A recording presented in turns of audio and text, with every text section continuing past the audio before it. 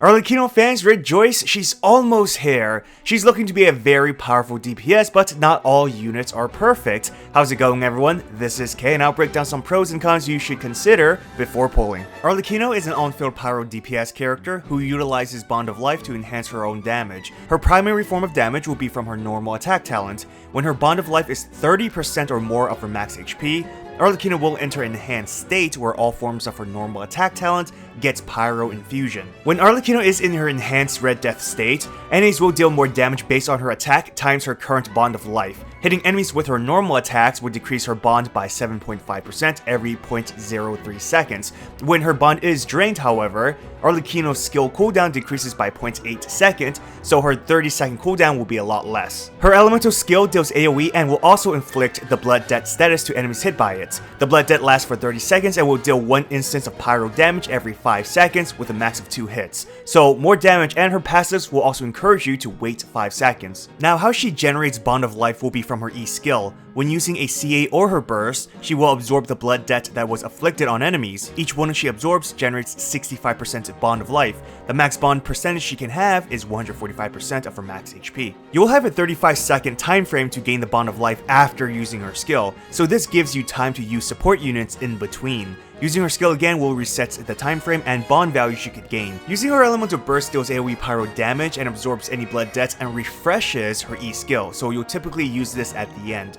The burst will also heal Arlecchino, scaling with her attack and Bond of Life. One of her passives gives her 130% life bond when killing an enemy afflicted by the blood debt. Also, waiting 5 seconds after her skill will enhance the blood debt status, and when absorbing it, instead of the usual 65%, it'll give you 130% Bond of Life instead. Again, this encourages you to use her skill first and then swap out to your other supports. But keep in mind, you cannot exceed the 145% limit. These just helps with gaining high amounts of bond in a shorter time frame. Her second passive gives Arlecchino 1% elemental and physical resistance for every 100 attack that is over 1000, with a max resistance of 20%. This passive will help her with survivability, possibly making her one of the tankiest DPS in the game, but there's a reason for this, which relates to her next passive. Finally, she gains a 40% pyro damage boost from her third passive, but Arlecchino can only be healed from her burst in battle. This means you won't use any healers. You wouldn't want to use healers to begin with though, since it'll ruin her Bond of Life buffs.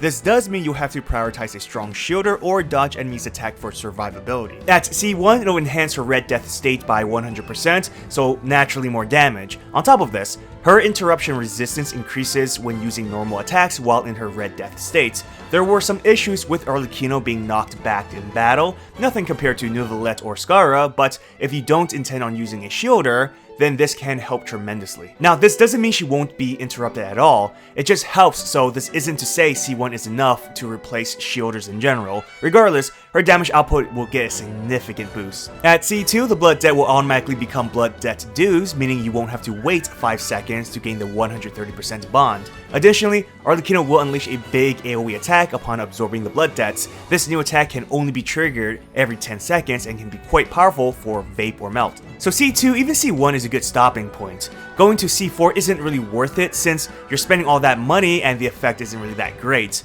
So when Arlecchino absorbs the blood debt, her burst decreases by 2 seconds and recharges 15 energy. This can only happen every 10 seconds, so again, not really worth the money. If you're rich, going to C6 increases her burst damage, which will scale with her current bond. When using her skill, her normal attacks and burst gets 10% crit rate and 70% crit damage, so you're looking at a lot more damage. So, reasons why you should consider pulling for Arlecchino. She's going to be a very powerful and hard-hitting DPS who will excel in both AoE and single target battles. She excels within different teams. Most notable one would be the Vape team using the usual Bennett and Yelan or Xingqiu, characters that players should already have. So off the bat, you'll have strong allies. Arlecchino also can fit into Monopyro teams with Xiangling and Bennett, again units you should have, but if you don't have Xiangling, she is in the banner. In terms of equipment, there are a lot of weapon choices, though not technically free-to-play friendly, she can use many of the 5-star polearms. Obviously her signature is the best, but Homa, Jade Spear, and Scarlet are all solid.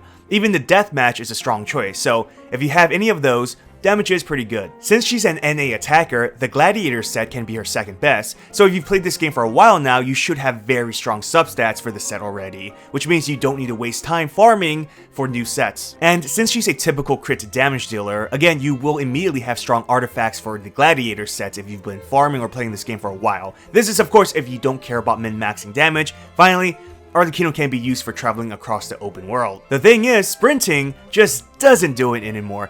With her, you can have her glide through the field, which is very helpful when collecting those stupid plants or collecting materials or just going around the map. Now, Arlecchino isn't perfect. Since she can only be healed with her own burst, survivability can be an issue without a shielder.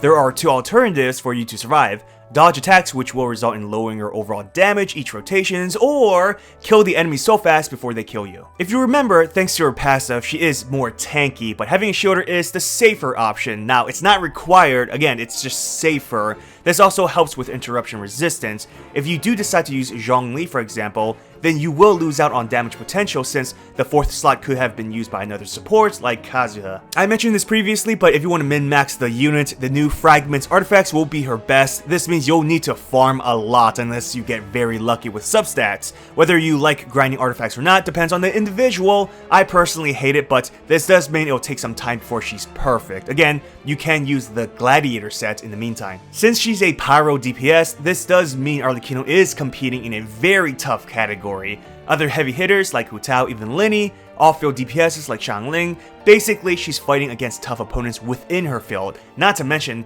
competing against outside her field other elemental DPSs in the game like Alhaitham and Neuvillette. But the thing is, Arlecchino may possibly be the hardest hitting Pyro DPS in the game. That itself is worth pulling for, but if you already can beat Abyss and have plenty of DPSs, even if they are a tier lower than her, as long as you get the job done, do you really need to spend money or Primo Gems to get another DPS? Again, things to consider. I'm not saying don't pull for her, but ask yourself, will Arlecchino or another recent unit you pulled just sit there collecting dust within your account? Every person is different, but a unit is, in my opinion, worth pulling for if you actually use them.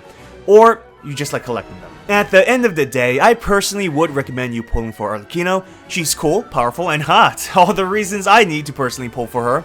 I forgot to mention, if you fully want to commit to Arlecchino, you gotta get her weapon for aesthetics reasons, since it does turn into a scythe which looks badass, unlike the other polearms which can look ugly on her.